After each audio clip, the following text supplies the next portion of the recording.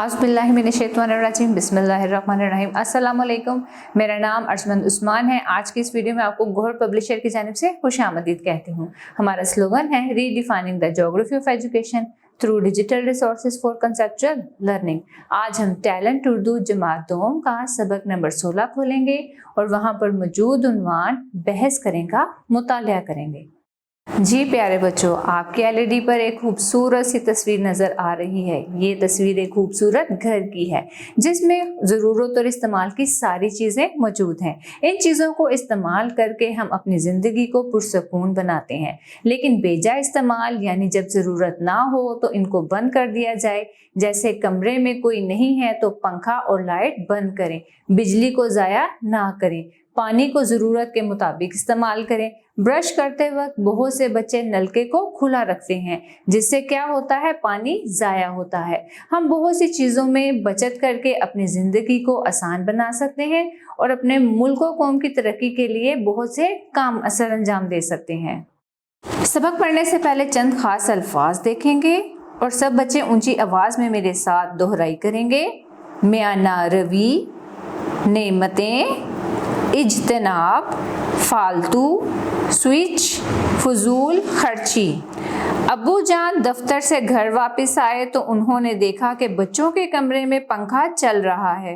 Television पर बच्चों का प्रोग्राम दिखाया जा रहा है। इस वक्त कमरे में कोई बच्चा नहीं था। अब्बा जान को बहुत बुरा लगा। उन्होंने बच्चों को आवाज़ दी, बच्चों कहाँ हो तुम लोग?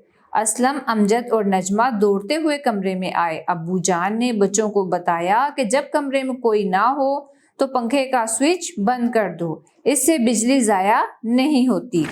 हम ये बिजली बचाकर दूसरों के काम में ला सकते हैं। बिजली ना हो तो हमारी सनती मशीनरी का पहिया रुक जाए, कंप्यूटर ना चलने की वजह से हमारे बहुत से काम अधूरे रह जाएं।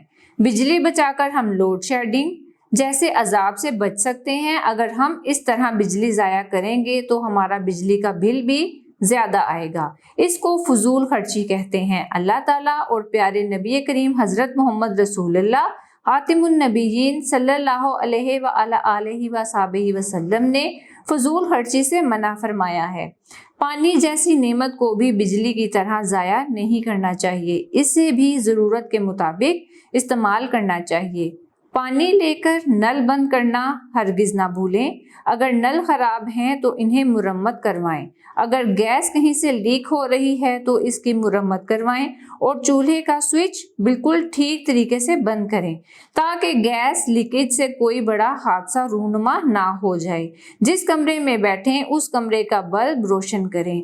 एहतियात से काम ना लेने की वजह से बिजली, पानी और गैस के बिलों में जो फालतू रुपए खर्च होते हैं वो हमारे किसी और काम आ सकते हैं। इतने में अम्मी जान भी आ गईं।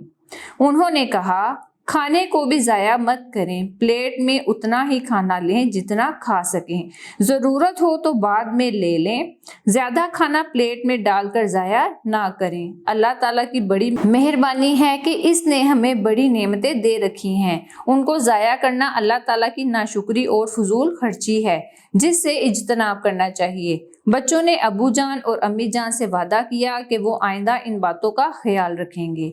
बिजली, पानी और गैस और खाने में एहतियात से काम लेंगे, फजूल खर्ची नहीं करेंगे, खुद भी किफ़ायत शियारी इख्तियार करेंगे और दूसरों को भी इस बारे में बताएंगे।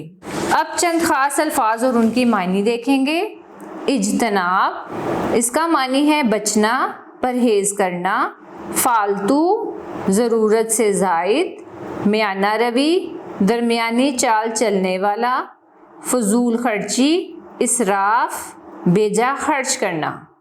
जी प्यारे बच्चों, आज का इस सबक आपको अच्छे से समझ में आ गया होगा और ये बात भी समझ में आ गई है कि फजूल खर्ची और बेजा खर्च करना बहुत ही बुरी आदत है। अगर आप अपनी ज़िंदगी में कामयाब होना चाहते हैं तो बहुत सी चीज़ों को एहतियात से इस्तेमाल करें। अगर कमरे में मौजूद नहीं हैं तो अपने बिजली के पंखे और स्विच, लाइट्स वगैरह बंद कर दें ताकि बिजली की बचत हो सके और आपके घरों में बिजली का आने वाला बिल जो है वो भी मुनासिब आ सके। इसी तरह पानी के इस्तेमाल में म्याना रवी इख्तियार करें और बेजा और फजूल पानी के इस्तेमाल को रोकें।